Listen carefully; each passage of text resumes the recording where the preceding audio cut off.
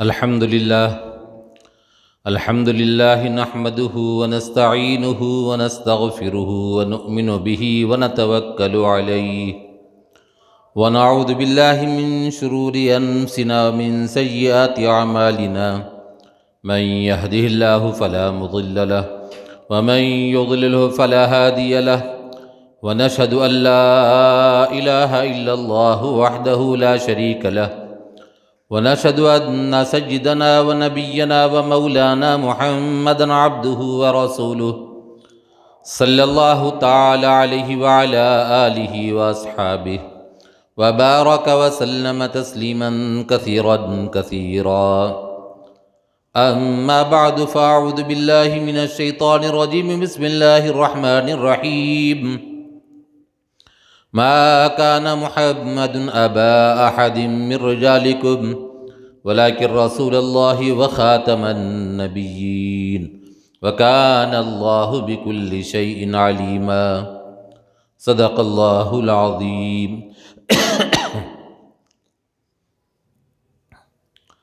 بزرگان محترم، برادران اسلام اور عزیز نوجوان ساتھیوں،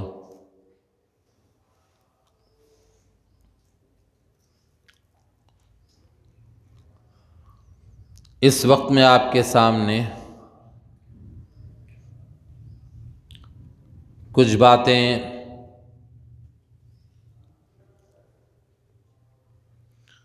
یاد دہانی کے طور پر ماضی کے عرض کی جائیں گی.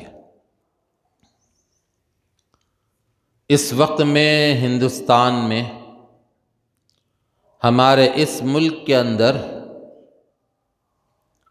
ایک بات سب لوگوں کے زبان پر ہے کہ بابری مسجد کے شہادت کے بعد وہاں پر جو مندر بنایا گیا ہے اس کا 22 جنوری کو افتتاح ہے، اور اس سلسلے میں سب لوگوں کو وہاں پہنچنے کی دعوت بھی دی جا رہی ہے، بڑے پیمانے پر اس کی تشہیر بھی کی جا رہی ہے. اور ہماری یہ ذمہ داری بنتی ہے مسلمانوں کی کہ ہندوستان کی تاریخ میں جو یہاں کی مسلمانوں کی جو تاریخ ہے تقریباً 800-900 سالہ تاریخ ہے، ایک دن دو دن کی نہیں ہے. یہ صحابہ کرام کے دور میں اسلام سندھ کے راستے سے ہندوستان میں آیا. سندھ کے اندر پہلے صحابہ کرام کی جماعت آئی، اور پھر اس طرح سے تجارت کے طور پر وہاں سے لوگ آئے، تجارت کرنے کے لیے، تجارت کے غرض سے آئے. اور نبی اکرم صلی اللہ علیہ وسلم کی صحبت پانے کی وجہ سے اور نبی اکرم صلی اللہ علیہ وسلم کے ساتھ رہنے اور آپ پر ایمان لانے کی وجہ سے وہ صحابہ کرام کی مبارک جماعت کے اندر ایسے اخلاق اور ایسے کردار اور تجارت کا ہنر آیا تھا جو اس زمانے میں کہیں پر بھی نہیں پایا جاتا تھا. وہ نبی اکرم صلی اللہ علیہ وسلم کے صحبت میں رہنے کی وجہ سے، صحابی بننے کی وجہ سے اور آپ کی تعلیمات کی وجہ سے صحابہ کرام رضوان اللہ تعالی علیہم اجمعین کے اندر بہت سی خوبیاں پیدا ہو گئی تھیں. اس روئے زمین پر اللہ تبارک تعالیٰ کے بعد نبی اکرم صلی اللہ علیہ وسلم کا مقام اور مرتبہ ہے، اور ان کے بعد انبیاء کرام علیہم الصلاۃ والسلام، اس میں بھی مراتب کم زیادہ ہیں۔ تلک الرسل فضلنا بعضهم علی بعض، کہ اس میں بعض کو بعض پر فضیلت دی گئی ہے۔ مرتبہ مقام کے اعتبار سے کچھ رسول بڑے مرتبے کے ہیں، نبی ان سے کم درجے کے ہوتے ہیں، اور سارے نبیوں کے بعد اگر کسی کا مرتبہ ہے تو حضرت ابوبکر صدیق اور حضرت عمر فاروق، حضرت عثمان غنی، حضرت علی رضی اللہ تعالی عنہم اجمعین کا ہے۔ اور اس کے بعد اور بھی مراتب ہے، اس میں عشر مبشرہ ہیں، پھر اس کے بعد مہاجرین بدری صحابہ ہیں۔ لیکن یہ بات طے ہے کہ اس روئے زمین پر سب سے بڑا مرتبہ انبیاء کے بعد اگر کسی کو حاصل ہے تو وہ صحابہ کرام رضوان اللہ تعالی علیہم اجمعین کو حاصل ہے۔ اور اس کے بعد پھر صحابی کے بعد تابعی، تابعی کے بعد تبع تابعی، اس طرح سے اللہ تبارک تعالیٰ نے جو اللہ کے قریب ہوا اس کو اللہ تبارک تعالیٰ نے مراتب عطا فرمائے ہیں۔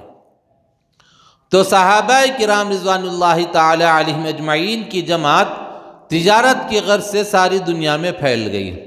ایک تو آپ اسلام کے نام پر دعوت اللہ کو لے کر تبلیغ کے عنوان سے ساری دنیا میں صحابہ پھیلے۔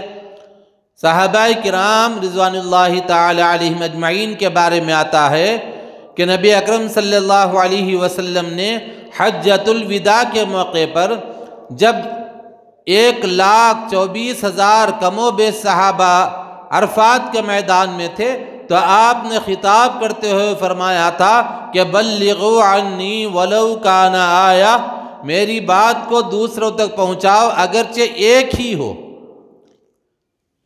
بلغوا عنی ولو کان آیہ، تبلیغ کرو، پہنچاؤ دوسروں تک، میری بات کو پہنچاؤ چاہے ایک ہو۔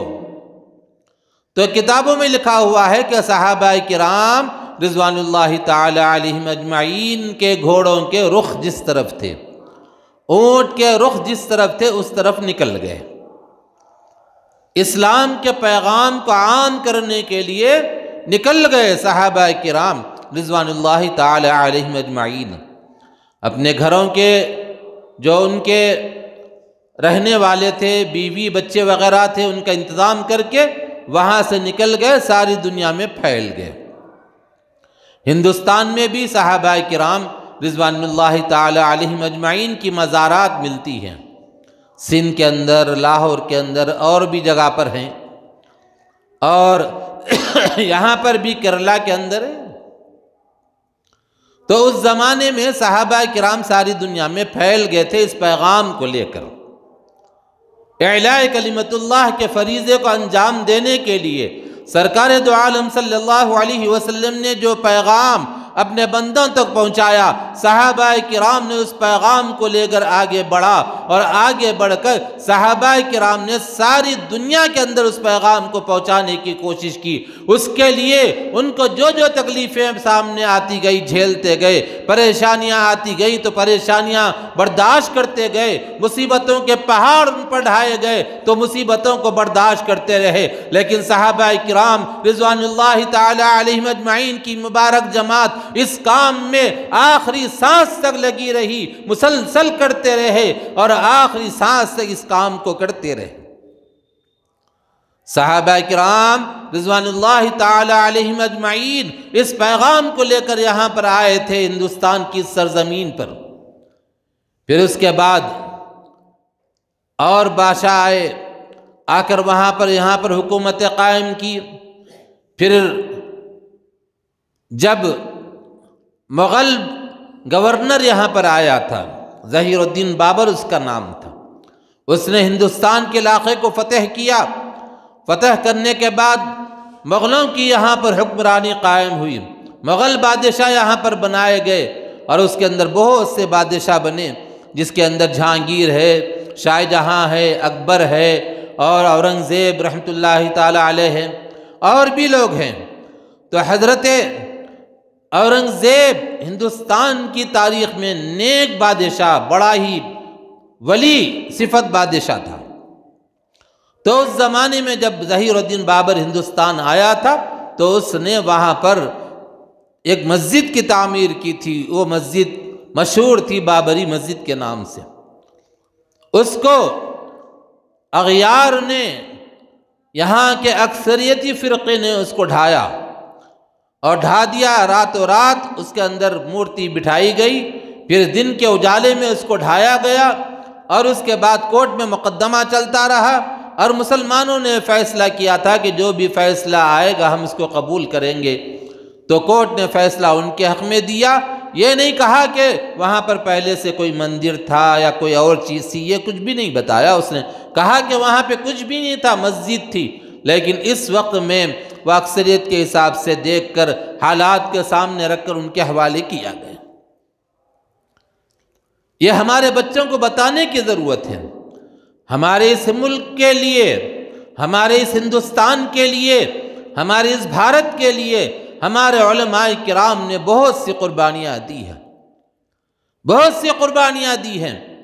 اور حضرت شاہ ولی اللہ محدث دہلوی، شاہ عبدالعزیز محدث دہلوی رحمۃ اللہ تعالی علیہ، شاہ اسماعیل شہید رحمۃ اللہ تعالی علیہ، اور حضرت سید احمد شہید رحمۃ اللہ تعالی علیہ نے اس وقت میں ان کے ساتھ لڑائی کی، جہاد کیا، بالا کوٹ کے اندر جہاد ہوا، مسلمانوں کو شکست ہوئی، لیکن وہ رکے نہیں، برابر آگے بڑھتے رہے۔ انگریز یہاں پر آئے، آ کر انگریز اس پر قابض ہو گئے ہندوستان پر۔ پہلے تو وہاں پر کمپنی لائے، کمپنی کے لانے کے بعد کمپنی کے تھرو دھیرے دھیرے اپنے جڑوں کو مضبوط کرتے چلے گئے، پھر آخر کار ہندوستان پر قابض ہو گئے۔ اور جیسے ہی محسوس کیا تو حضرت ٹیپو سلطان اور علماء کرام، حضرت مولانا شیخ الہند رحمۃ اللہ تعالی علیہ، اور پھر مولانا قاسم صاحب نانوتوی، حاجی امداد اللہ مہاجر مکی، اور اسی طریقے سے مولانا رشید احمد گنگوہی اور حسرت موہانی، مولانا ابوالکلام آزاد، اور پھر ابنائے وطن کے بہت سے لیڈروں نے اس میں حصہ لیا، لیکن مسلمانوں نے بڑھ چڑھ کر اس میں حصہ لیا۔ اب دیکھا کہ جلیان والے باغ کے اندر اور جگہ جہاں پر بھی ان سے معرکہ ہوتا اور ان کے ساتھ لڑائی ہوتی، مسلمانوں کا نقصان ہو رہا تھا، تو اس وقت میں ان ہمارے بڑوں نے، بزرگوں نے دیکھا کہ اس طرح سے مسلمانوں کی شکست ہوتی چلی جائے گی تو آگے چل کر یہ جتنے بڑے بڑے علماء ہیں، حفاظ ہیں، اور دین کا اور اسلام کا درد رکھنے والے شہید ہوتے چلے گئے تو پھر ہندوستان کے اندر کوئی نہیں رہے گا۔ یہ سوچ کر انہوں نے آپس میں بیٹھ کر مشورہ کر کے دارالعلوم دیوبند کو قائم کیا۔ دارالعلوم دیوبند قائم کیا گیا، آج سے تقریباً 125 سال پہلے اس کو قائم کیا گیا، اور اس کے بعد وہاں پر جو پڑھنے والے بچے تھے، ان بچوں میں سے حضرت شیخ الہند مفتی محمود حسن صاحب دیوبندی رحمۃ اللہ تعالی علیہ اور علماء نے آگے بڑھ کر اس میں حصہ لیا، اور اسی پہ بس نہیں کیا، آخری سانس تک اس کے لیے لڑتے رہے، جان دینا پڑی تو جان دیتے رہے۔ ایک انگریز نے لکھا کہ میں دلی کے بازاروں کے اندر جب گھوما تو اس وقت میں دیکھا کہ وہاں پر جتنے درخت ہیں، ہر درخت کے اوپر ایک دو ایسے آرٹ کے ہندسے بنے ہوئے ہیں۔ جب قریب میں گیا تو وہاں دیکھا کہ کسی مسلمان جس کی داڑھی، کرتا، پیجامہ، علماء حفاظ ہیں، ان کو لٹکایا گیا درخت پر، ان کو پھانسی دی گئی، اور کئی دن لٹکنے کی وجہ سے پیر مڑ کر ان کے آرٹ جیسا نظر آ رہا تھا دور سے۔ یہ اس نے لکھا، ہزاروں کی تعداد میں قربانیاں دی اور ہمارے اس ملک کو آزاد کرایا۔ اس ہندوستان کی آزادی کے اندر ابنائے وطن نے بعد میں حصہ لیا، اور حضرت مولانا حسین احمد مدنی نور اللہ مرقدہ، انہوں نے فتویٰ دیا تھا انگریز کے ساتھ، انگریز کی فوج میں بھرتی ہونا حرام ہے، اور انگریزوں کے لیے کسی بھی قسم کا تعاون کرنا جائز نہیں ہے، حرام ہے، یہ کہا تھا۔ انگریز حکومت میں نوکری کرنا بھی حرام ہے، یہ کہا تھا۔ تو اس وقت میں جب یہ فتویٰ دیا تو ان کی گرفتاری کا وارنٹ نکلا، ان کو گرفتار کیا گیا، جیل کے اندر ڈالا گیا۔ مفتی محمود حسن صاحب دیوبندی رحمۃ اللہ تعالی علیہ کو مالٹا کے اندر ڈالا گیا، جیل میں، کالا پانی جس کو کہا جاتا ہے، وہاں پر ان کو بھیج دیا گیا۔ ان کے ساتھ مولانا حسین احمد مدنی بھی تھے، اور وہاں پر روزانہ ان پر ظلم کیا جاتا تھا، ان کو شاک دیا جاتا تھا، جس کی وجہ سے 1.5 سے 2 انچ کا ایک ہی جگہ پر شاک دینے کی وجہ سے پیٹھ کے ایک حصے میں سوراخ پڑ گیا تھا۔ روزانہ اسی جگہ پر شاک دیا جاتا تھا، لیکن اس اللہ کے بندے نے ہر طرح کی تکلیف جھیلی، لیکن آزادی کے نعرے سے دستبردار نہیں ہوئے۔ اور پھر مقدمہ چلا ان پر، بعد میں رہائی ہوئی، مولانا حسین احمد مدنی پر مقدمہ چلا، اور مقدمہ جب چلا تو لاہور کے اندر چیف جسٹس نے ان سے پوچھا کہ حسین احمد، ہم نے سنا کہ تم کہتے ہو کہ انگریز فوج میں بھرتی ہونا حرام ہے۔ تو مولانا حسین احمد مدنی نے اس جج کو مخاطب کر کے کہا، کہتے ہو کا کیا مطلب ہے؟ کہتے ہو کیا مطلب ہے؟ کہتا تھا، کہتا ہوں، جب تک زندہ رہوں گا کہتا رہوں گا، یہی بات یہ کہا۔ تو جج پلٹا کر کہتا ہے، بڑے بڑے علماء تھے وہاں پر، محمد علی جوہر بھی وہاں پر تھے، وہ آئے اور آ کر قدم پکڑ لیے، کہا حضرت ذرا بیان ذرا نرم کیجئے، تھوڑا سا نرم بیان دیجئے۔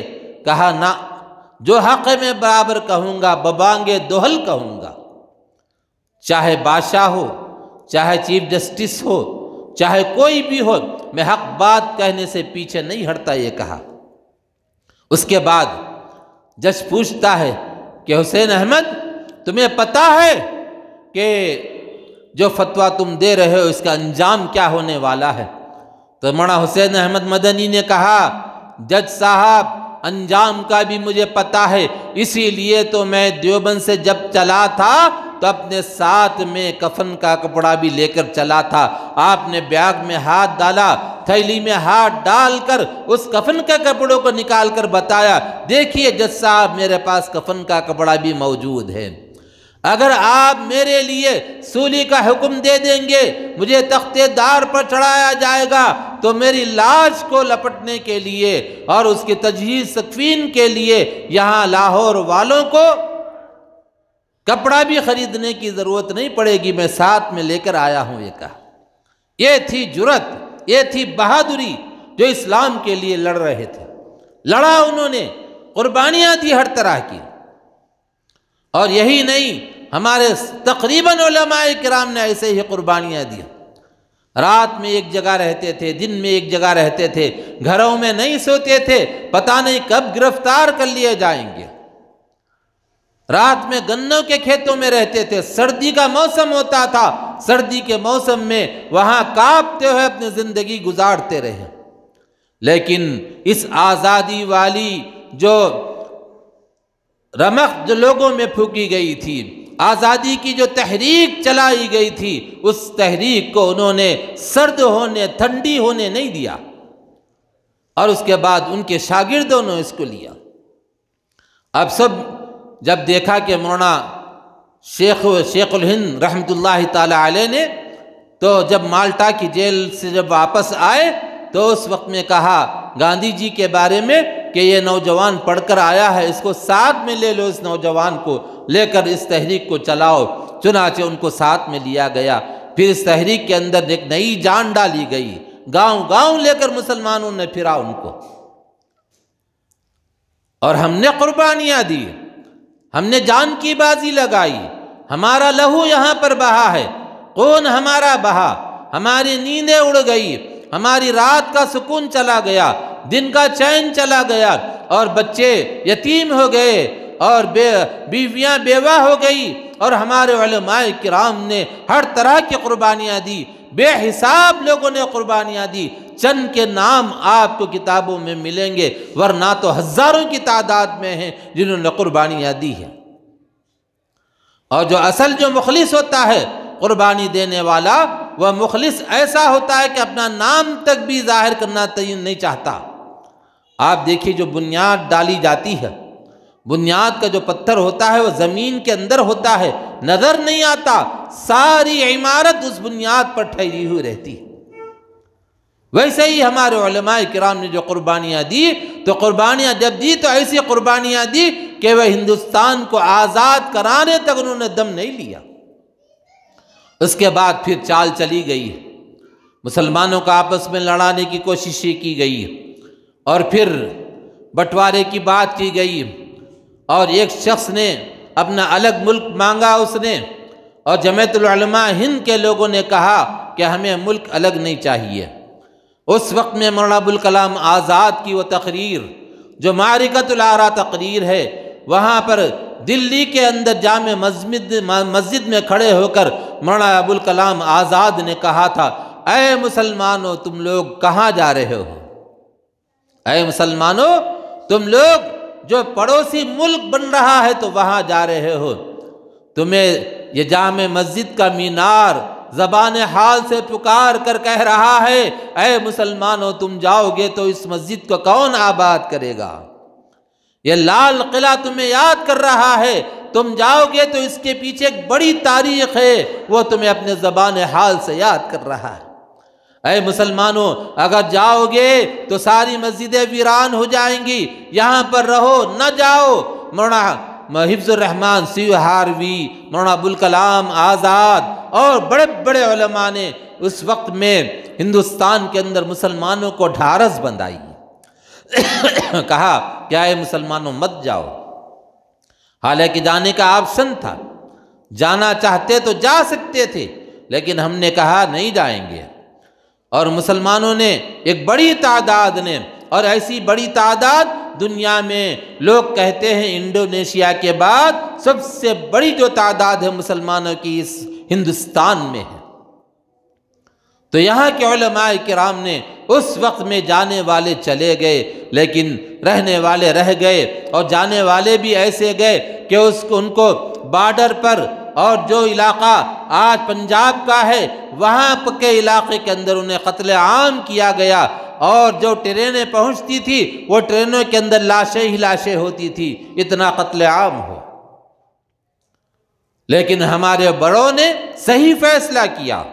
ابوالکلام آزاد نے اس وقت میں کہا تھا، اے مسلمانوں تم جا رہے ہو، لیکن دو طرف دو تم ملک بنا رہے ہو، 25 سال سے زیادہ تم لوگ اکٹھا نہیں رہو گے۔ چنانچہ ایسے ہی ہوا، 24.5 سال کے اندر 2 ٹکڑے ہو گئے اس کے۔ لیکن ہمارے علماء کرام نے دیکھا کہ یہاں ہمارے آباء و اجداد کی مزاریں ہیں، مساجد ہیں، ایک تاریخ وابستہ ہے، بڑے بڑے دارالعلوم یہاں پر ہیں، اور مساجد مدارس یہاں پر قائم ہیں، یہاں پیدا ہوئے اور یہیں پر جئیں گے اور یہیں پر مریں گے، اس بات کا فیصلہ کیا۔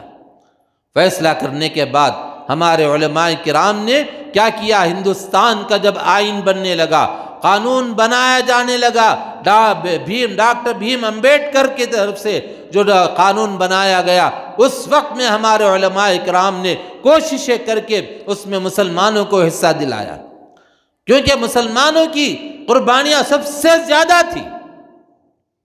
اب صرف یہ کہہ کر ان کو ایک ملک مل گیا کہہ کر وہ لوگ اپنے دامن کو نہیں جھاڑ سکتے تھے، کیونکہ جن علماء کرام نے قربانیاں دی ہیں سب سے زیادہ قربانی دینے والے جمعیت العلماء ہند کے لوگ تھے۔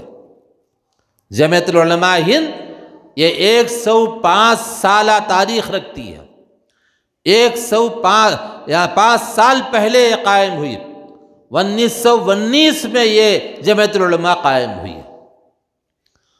تو اس وقت میں جو قربانیاں دی گئی تھی، وہ قربانیوں کے نتیجے میں وہاں پھر اس کو سیکولر ملک قرار دیا گیا، اور یہاں پر جمہوری ملک قرار دیا گیا، اور پھر مسلمانوں کو بھی برابر کا حصہ قانون یعنی ہم کو دیا گیا آئین کے اندر۔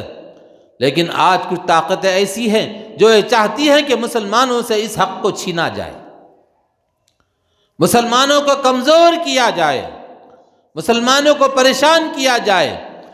اور CAA کا مسئلہ آیا، NRC کا مسئلہ آیا، اور یہ پھر آنے والا ہے۔ یہ قانون پارلیمنٹ میں پاس ہو چکا ہے لاک ڈاؤن کے اندر۔ ایسے کئی قوانین ہیں جو پارلیمنٹ میں آن لائن پاس کر لیے، پھر جب حکومت آئے گی خدا نخواستہ پھر سے دوبارہ یہی، تو وہ حالات اور بھیانک آنے والے ہیں، ایسے خطرناک حالات آنے والے ہیں جس کا ہم اندازہ نہیں کر سکتے، لیکن گھبرانے کی کوئی ضرورت نہیں ہے۔ حضور اکرم صلی اللہ علیہ وسلم مکے میں تھے تو اکیلے آپ تھے، آپ پر وحی نازل ہوئی اور آپ اپنے گھر میں گئے، جا کر بی بی خدیجہ الکبریٰ رضی اللہ تعالیٰ عنہا کو بتایا تو آپ اسلام قبول کرنے والی پہلی خاتون کہلائی۔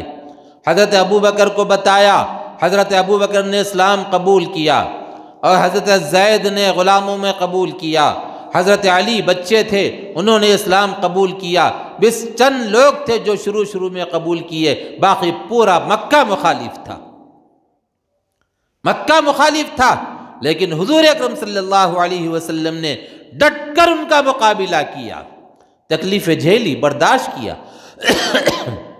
اور حضور اکرم صلی اللہ علیہ وسلم کا بائیکاٹ کیا گیا۔ شعیب ابو طالب ایک گھاٹی تھی، اس گھاٹی کے اندر کعبۃ اللہ پر ایک معاہدہ لکھ کر لگا دیا، ان سے کوئی خریدنا نہیں، کوئی معاملہ نہیں کرنا، بیچنا خریدنا منع، کوئی معاملہ نہیں کرنا ان سے۔ تو وہ ایک دو دن نہیں بلکہ کئی مہینے، ایک سال سے زیادہ اس گھاٹی میں رہے۔ ذرا غور کر کے دیکھیے، سرور کون و مکہ تاجدار انبیاء صلی اللہ علیہ وسلم، جن کی وجہ سے کائنات بنی، جن کی وجہ سے عرش بنا، فرش بنا، سورج بنا، چاند بنا، اور سید الانبیاء والمرسلین ہیں، نبیوں کے رسولوں کے سردار ہیں، بعد از خدا بزرگ تو یہ قصہ مختصر کہ اللہ کے بعد سب سے بڑا مرتبہ رکھنے والے آپ ہیں، لیکن آپ کو شعیب ابو طالب کی گھاٹی کے اندر محصور کر دیا گیا، گویا کہ آپ کی وہ جیل تھی، سمجھیے اس کے اندر آپ کو محصور کر دیا گیا۔ صحابہ کرام کو باہر نکلنے کی اجازت نہیں، اور کبھی کسی پر کو رحم آتا تو کچھ لے جا کر دے دیتے تو صحابہ کھا لیا کرتے تھے۔ زیادہ تر بی بی خدیجہ الکبریٰ رضی اللہ تعالی عنہا وہاں پر کھانے پینے کے سامان پہنچایا کرتی تھی۔ اسی شعیب ابو طالب کی گھاٹی کے اندر ایک واقعہ یہ بھی پیش آیا، ایک صحابی فرماتے ہیں کہ میں رات کی تاریکی میں بھوک نے مجھے پریشان کیا، بھوک نے مجھے بہت پریشان کیا، بھوک کی وجہ سے بیتاب ہو کر میں باہر نکلا، جب باہر نکلا تو وہاں جانے کے بعد کوئی چیز میرے پیر کو حرکت کرتی ہوئی نظر آئی، رات کا اندھیرا تھا، تاریکی تھی، میں اس کو اٹھا کر کھا گیا، پتہ نہیں وہ کیا تھا، مجھے آج تک نہیں معلوم یہ کہا، یعنی اتنی شدت کی بھوک لگ رہی تھی۔ اور بعض صحابہ کے بارے میں آتا ہے کہ شعیب ابو طالب میں جب تھے پتے کھایا کرتے تھے، پتے بجائے فضلے کے مینگنیاں ان کو آتی تھی، یہ کیفیت تھی ان کی، لیکن ٹس سے مس نہیں ہوئے، پریشان نہیں ہوئے وہ لوگ، اور ڈٹ کر اس کا مقابلہ کیا انہوں نے، یعنی سارا مکہ مخالف تھا، سرکار دو عالم صلی اللہ علیہ وسلم اور صحابہ کرام نے ڈٹ کر مقابلہ کیا۔ ہم انہی کو ماننے والے ہیں، انہی کے ہم امتی کہلاتے ہیں، انہی کے پیروکار ہیں۔ آج اس وقت میں جو حالات آ رہے ہیں ہمیں ان حالات سے گھبرانے کی ضرورت نہیں ہے، پریشان ہونے کی ضرورت نہیں ہے، ہمارے بڑوں نے تاریخ رقم کی ہے۔ یہاں پر اردو زبان میں آپ دیکھیں گے یہاں پر جو قربانیاں دی گئی ہیں، آپ کو اردو کے اندر لکھی ہوئی بے حساب کتابیں آپ کو ملیں گی جو ہمارے علماء کرام نے قربانیاں دی ہیں، اور ہمارے علماء کرام نے جو قربانیاں دی ہیں اگر اس کو آپ کے سامنے بتایا جائے اور آپ کے سامنے اس کو نقل کیا جائے تو کئی گھنٹے درکار ہوں گے۔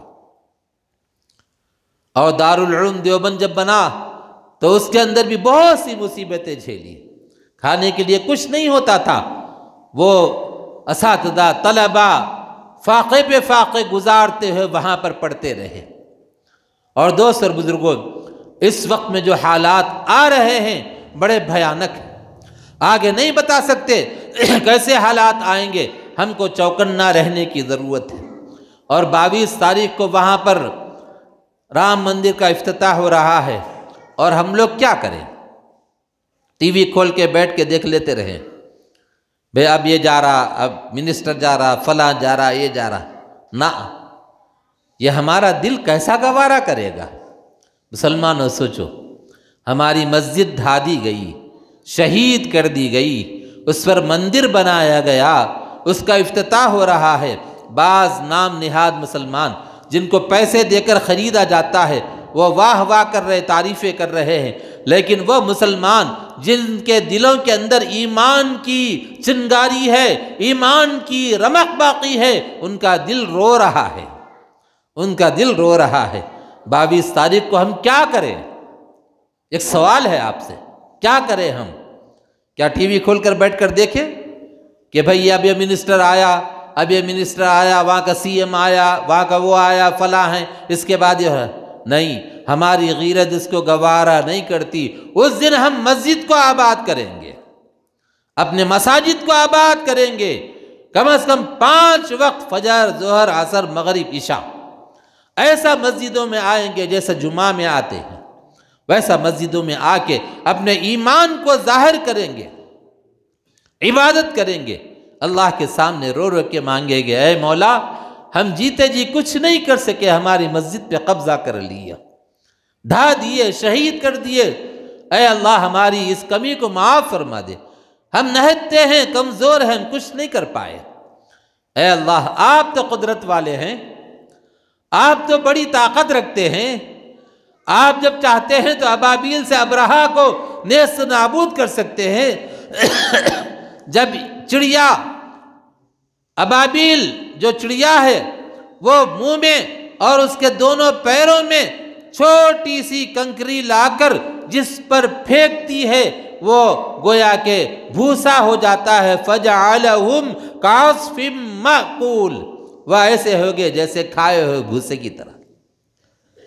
آپ دیکھے ہوں گے اندر سے کوئی چیز کھا لی جاتی ہے، دھان کا دانہ ہے، اندر سے چاول نکل گیا تو اوپر کیا ہوتا ہے؟ بھوسا ہوتا ہے۔ اللہ فرما رہے ہیں کہ وہ ہاتھی پر جب وہ کنکری گری تو ایسا ہو گیا، اندر سے کھوکھلا، بظاہر دکھ رہا ہے لیکن اندر کچھ نہیں ہے، جان بھی نہیں ہے، گوشت بھی نہیں ہے، کچھ بھی نہیں ہے، ایسا ہو گیا۔ پھر ابرہا بھاگنے لگا ڈر کر، تو ایک چڑیا گئی جا کر اس پر بھی ڈال دی، وہ بھی مأکول، فَجَعَلَهُمْ كَعَصْفٍ مَأْكُولٍ، کھائے ہوئے بھوسے کی طرح وہ بھی ہو گیا۔ اللہ سے ہم مانگنا، اے اللہ آپ تو قدرت والے آقا ہیں، ہم کمزور ہیں لیکن آپ بڑی قدرت رکھتے ہیں، جس کو چاہے آپ بادشاہ بناتے ہیں، جس کو چاہے آپ اس کو اتار دیتے ہیں۔ وَتُعِزُّ مَن تَشَاءُ وَتُذِلُّ مَن تَشَاءُ، یہ صفت آپ کی ہے اے مولا، یہ صفت آپ کی ہے۔ ابھی تک ایک بادشاہ بنا بیٹھا تھا، راتوں رات کنگال ہو گیا اور دوسرا بادشاہ بن گیا۔ اے مولا یہ قدرت آپ رکھتے ہیں۔ اور صحابہ کرام رضوان اللہ تعالی علیہم اجمعین کو آپ نے کیا مقام دیا؟ اے اللہ آپ جب چاہتے ہیں تو کسی کو بھی مرتبہ مقام عطا فرماتے ہیں۔ حضرت بلال حبشی رضی اللہ تعالی عنہ دیکھنے میں کالے کلوٹے، موٹی ناک تھی اور حبشہ کے رہنے والے تھے اور دیکھنے میں اتنے خوبصورت نہیں تھے، لیکن انہوں نے اللہ کے دربار میں قربانیاں ایسی دی کہ اللہ تبارک تعالیٰ کے خاص بندے کہلائے۔ اور اس کے بعد جب مدینۃ المنورہ سے نکل کر مکہ المکرمہ پہنچنے کے بعد وہاں پر مکہ فتح ہو گیا، فتح ہونے کے بعد کعبۃ اللہ میں داخل ہو گئے، داخل ہونے کے بعد سرکار دو عالم سرور کون و مکہ تاجدار انبیاء صلی اللہ علیہ وسلم نے حضرت بلال کو بلایا۔ حضرت بلال کون؟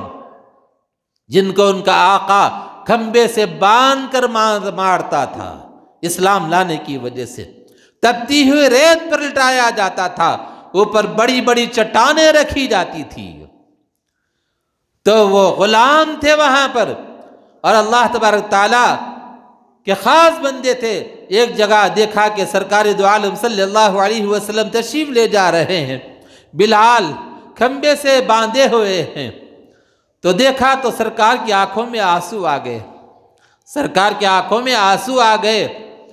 تو آ کر کہا کیا ہی، بلال سے کہا کہ بلال صبر کرو، اللہ کی مدد آئے گی، بلال صبر کرو، اللہ کی مدد آئے گی، یہ کہہ کر گئے۔ لیکن نبی بے چین ہو گئے، سرور و کون و مکا تاجدار انبیاء بے چین ہو گئے، اور کہا، اعلان فرمایا، کون ہے جو حضرت بلال کو خرید کر آزاد کر دے؟ میں جنت کی ضمانت دیتا ہوں۔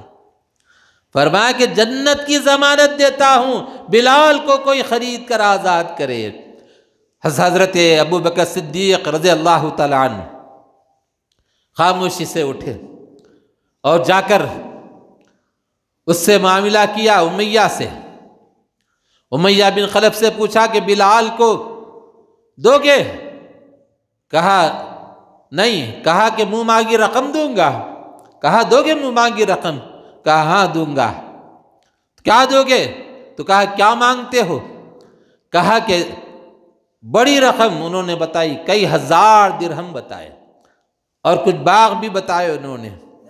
تو حضرت ابو بکر صدیق رضی اللہ تعالیٰ عنہ نے حضرت بلال حبشی کو آزاد کرانے کے لیے اسی مکے کے بازار میں کھڑے ہو کر آپ نے کیا کیا؟ اپنے مکان کو نیلام کر دیا، حضرت بلال کے لیے اپنے مکان کو نیلام کر دیا، بولی لگا دی اس کی، اور پھر جو کچھ تھا سب بیچ دیا، بیچ کر لا کر امیہ بن خلف کو دیا، دے کر حضرت بلال کو آزاد کرا لیے۔ امیہ کہتا ہے بلال، ابو بکر تم بلال کے لیے یہ سب تم نے بیچ دیا؟ کہا ہاں بلال کے لیے میں نے بیچ دیا۔ راستے میں جا رہے تھے، کسی نے کہا بلال، حضرت ابو بکر نے صحیح فیصلہ نہیں کیا، تو حضرت ابو بکر نے کہا کہ میں نے بہت اچھا فیصلہ کیا، خریدار کون ہے؟ بلال ہے، بلال کو خرید کر لے جا رہا ہوں۔ سرکار دو عالم صلی اللہ علیہ وسلم کو جا کر حضرت بلال کو پیش کیا، پیش کر کر کہا کہ یا رسول اللہ آزاد کرا کر اس کو لایا۔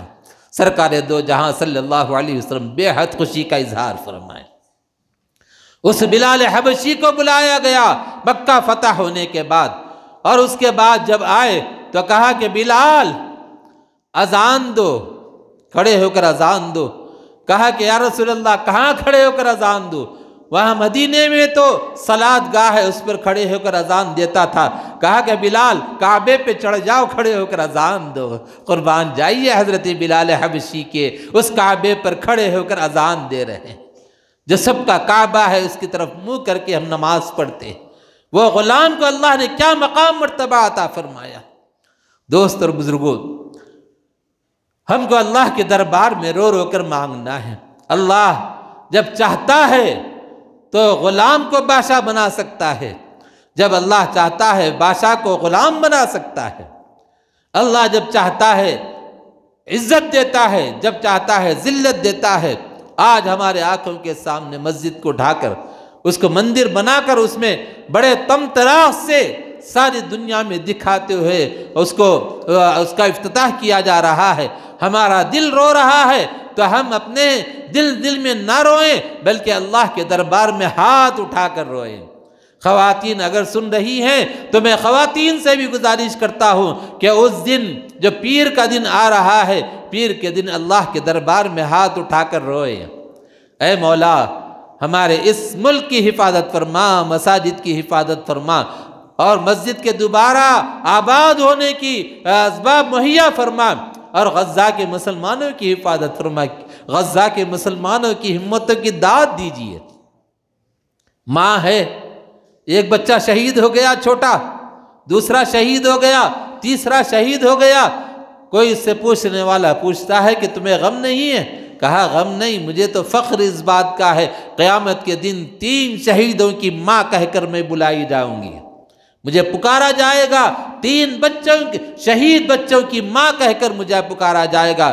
پھر وہ کہتی ہے کاش میں بھی اس کے لیے شہید ہوتی تو میرے لیے سعادت کی بات ہے۔ یہ جذبہ عورتوں کا ہے۔ ہمارے یہاں کے ہم اپنے کو دیکھ لیں، ہم مردوں کو دیکھ لیں، کیا ہمارا جذبہ ہے۔ اب 22 تاریخ کو کوشش کریں مسجدوں کو آباد کرنے کی، مسجدوں کے اندر جا کر نمازیں پڑھیں، فجر، ظہر، عصر، مغرب، عشاء، کم از کم ایک دن تو کرو، کم از کم بے سال بھر نہیں کر رہے، زندگی میں نہیں کرتے گئے، کم از کم دل میں یہ تو آئے کہ چلو بھئی ہم ایک دن آج مسجدوں کو بھر دیں گے۔ جیسے جمعہ کے دن مسجد میں جاتے ہیں، ویسے ہی ہم 22 تاریخ کو مسجد میں جا کر اللہ کے دربار میں دعا کریں گے، رو رو کر دعا کریں گے، نمازیں پڑھیں گے، قرآن پڑھیں گے۔ کم از کم اتنا تو احساس پیدا ہونا چاہیے، بچوں کو بتانا، بچوں کے سامنے اس کا تذکرہ ہونا، بیٹا یہاں پر ایک مسجد تھی جس کا نام بابری مسجد تھا، دن دھاڑے اس کو شہید کیا گیا، اور تمہاری ایک زبردست تاریخ ہندوستان کے اندر مغل آئے تو یہاں سے گئے نہیں، یہیں پر دفن ہوئے، یہاں کے لوگوں کے لیے بہت سے چیزیں دیے، تاج محل دیا، لال قلعہ دیا، اور اس سے ہٹ کر وہ قطب مینار دیا، پتہ نہیں کیسے کیسی چیزیں ہیں جس کی وجہ سے کروڑوں اربوں خربوں روپیہ سالانہ کماتے ہیں، ہندوستان کی حکومت کماتی ہے، ایسی چیزیں دی۔ اور اس کے بعد اس ہندوستان کو سونے کی چڑیا انہوں نے بنائی، اور یہاں پر اسی ہندوستان کے اندر ہیرا نکلا تھا، ہیرا۔ اور کون سا ہیرا؟ وہ جو سب سے زیادہ قیمتی ہیرا یہیں پر تھا، جو آج برطانیہ کے تاج کے اندر لگا ہوا ہے، کوہ نور ہیرا۔ تو دوست اور بزرگوں، وہ قسمت سے کوہ نور ہیرا نکلا بھی تو یہ یہاں حیدرآباد میں، حیدرآباد کی منڈی میں اس کو خریدا گیا، تول میں خریدا گیا، اس کو تول میں خریدا گیا اس کو۔ پھر جب جوہری نے اس کو دیکھا تو اس کی قیمت لگائی، جب قیمت لگائی تو ایسی قیمت لگائی جو لا قیمت ہو گیا، اتنا بڑا ہیرا۔ اور سونے کی چڑیا ہمارے مسلمان حکمرانوں نے بنایا، اس کو لوٹا نہیں انہوں نے، اس ملک کو نادر شاہ آ کر لوٹ کر گیا، لیکن پھر سے دوبارہ اس کو سونے کی چڑیا انہوں نے بنایا۔ تو دوست اور بزرگوں، آپ سے میری پرخلوص اپیل ہے، گزارش ہے کہ آپ حضرات 22 تاریخ کے دن ٹی وی کے چکر میں مت پڑیے، آپ نے آج کل موبائل آ گیا، یوٹیوب میں اس دن کم از کم بن رکھیے، وہ تماشا تو نہ دیکھیے، کم از کم جو بابری مسجد کو شہید کرنے کے بعد جو تماشا ہو رہا ہے وہاں پر، وہ تو نہ دیکھیے کم از کم۔ وہ جتنے مرتبہ دیکھیں گے ان کو ہمت آئے گی، اور کم از کم اس دن تو اللہ کے سامنے روئیے، دل میں دکھ محسوس کیجیے اللہ کے دربار میں، کیونکہ وہ ہماری مسجد گئی اور وہاں پر مندر بنایا گیا، اس کو افتتاح بڑے تمطراق سے اور باقاعدہ لائیو دکھانے والے ہیں، تو نہ دیکھیے اس کو، بس اللہ سے لو لگائیے۔ ایک دن کم از کم آپ سے گزارش ہے کہ وہ اخبارات میں دوسرے دن آپ کو مل ہی جائے گا، پھر بعد میں دیکھنا ہو تو آپ پلٹا کے دوسرے دن بھی دیکھ سکتے ہیں۔ کم از کم 22 کے دن تو کم از کم اس کا لحاظ رکھیے کہ ہماری مسجد، اگر کسی کے کوئی بڑا آدمی ہے خاندان کا، اس کے ساتھ کوئی بے عزتی کا معاملہ کیا گیا تو انسان کیا کرتا ہے؟ مت دیکھو بھئی، یہ مجھ سے برداشت نہیں ہوتا، میں نہیں دیکھنا چاہتا اس کو، کہتا ہے نا۔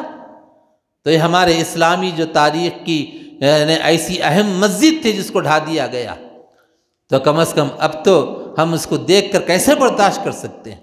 اس لیے نہ دیکھے، زیادہ اچھا رہے گا۔ اور اس دن اللہ کے دربار میں عبادت کریں۔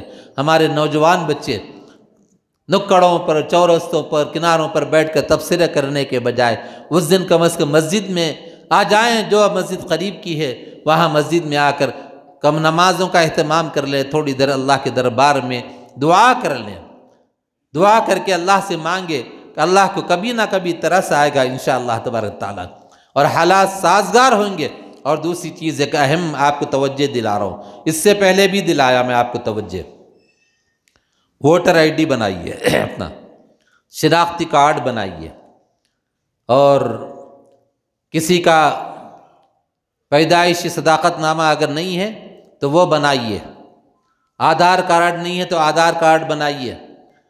اب اگلی حکومت اگر خدا نخواستہ پھر سے آ گئی تو آپ کو اپنی شہریت ثابت کرنے کے لیے آپ کو چکرہ کاٹنا پڑے گا۔ اگر آدھار کارڈ میں ای کے بجائے یو لکھا ہوا ہے یا اے لکھا ہوا ہے، اور پھر ووٹر آئی ڈی میں یو لکھا ہوا ہے، دونوں میل نہیں کھا رہے، ذرا سا فرق ہو گیا، آپ کو ریجیکٹ کر دیں گے، بولے کہ آپ صحیح نہیں ہیں، آپ یہاں کے نہیں باہر سے آئے۔ یہ سب چکر، پورا گیم جو کھیلا جا رہا مسلمانوں کے خلاف میں ہے، اور کوئی نہیں۔ اگر ان کو ڈر خوف لگا ہوا ہے کہ جتنے جو قوانین بنائے جا رہے ہیں اس کے خلاف اگر کوئی کھڑا ہو سکتا ہے تو مسلمان ہی کھڑا ہو سکتا ہے، یہ ڈر خوف ہے لگا ہوا ہے۔ اور یہ اس میں ہم اکیلے پسنے والے نہیں ہیں، بلکہ یہاں کے کروڑوں لوگ اس میں پسنے والے ہیں۔ دلت ہے اس میں، یادو ہے اس کے اندر، اور جین ہے اس کے اندر، اور یہ سب ایک مذہب کے نہیں ہیں، یہ سب الگ الگ ہیں، لیکن کھانے میں مذہب ہندو ڈالتے ہیں۔ وہ جین ان کا مذہب بالکل الگ ہے، اور پھر یادو ان کا مذہب بالکل الگ ہے، برہمن کا مذہب الگ ہے۔ برہمن تو کسی کے مطلب سائے کو اپنے اوپر پڑھنے نہیں دیتا، اچھوت سمجھتا ہے، یہ ان کے حال ہے۔ ایک میٹنگ میں گیا تھا تو جب مجھے سمجھ میں آیا کہ آپس میں کتنا دوریاں ہیں ان کی، لیکن کہتے ہیں کہ وہ سب ایک ہے، ایسا نہیں ہے اس میں بھی۔ اور ہمارے اندر کیا ہے، ذری سی بات میں اس پہ فتویٰ کفر کا لگا دیے، اس پہ فتویٰ کفر کا لگا دیے، یہ کافر ہے بھائی، ان فلاں ہیں، ان وہ ادھر کا ہے، ان ادھر کا ہے۔ بھائی ادھر کا ہے ادھر کا ہے قبر میں جانے کے بعد معلوم ہوتا، وہ سوچو، قبر کی تیاری کرو، یہ سب چکر چھوڑو۔ اب ہمارا پتہ صاف کرنے کی کوششیں ہو رہی ہے، اپنے بچاؤ کی فکر کرو، یہ سب چھوڑو چکر۔ بس مسلمان ہے بس ختم، مومن بھائی ہے بس اس پہ رہو۔ تو اس لیے آپ سے میری گزارش ہے کہ آپ لوگ اپنا آدھار کارڈ اور ساتھ ساتھ ووٹر آئی ڈی بنائیے، اور جب الیکشن بھی آنے والا ہے جس کو ووٹ دینا ہو دیجئے، مگر پہلے بنا لیجئے۔ 18 سال کی عمر جس کی ہو گئی ووٹر آئی ڈی بنائیے۔ نوجوان بچوں کو آج کل معلوم ہے آن لائن بنا سکتے ہیں، سہولت ہو گئی، وہ حکومت ہم کو سہولت دے رہی بنانے کے لیے، تو ہم اس کے لیے بھی غافل ہیں۔ اس لیے آپ لوگ توجہ لیجئے، اور 31 جنوری آخری تاریخ ہے اس کی، 31 جنوری کے بعد پھر آپ نہیں بنا سکتے، پھر اس کے بعد پھر پتہ نہیں کب کھلے گا۔ اس لیے 31 جنوری سے پہلے جتنے ہو سکتے ہیں آن لائن آپ لوگ سبمٹ کر لیجئے، کر کے ووٹر آئی ڈی بنائیے، تاکہ آپ ووٹ دینے کا جو حق ہے اس کو استعمال کر سکیں۔ اللہ تبارک تعالیٰ سے دعا ہے کہ ہم سب کو کہنے اور سننے سے زیادہ عمل کی توفیق عطا فرمائے، اور نبی اکرم صلی اللہ علیہ وسلم کی ہر سنت پر ہمیں مر مٹنے کی توفیق عطا فرمائے۔ وآخر دعوانا الحمدللہ رب العالمین۔ جو حضرات سنت نہیں پڑھے سنت پڑھ لیجیے۔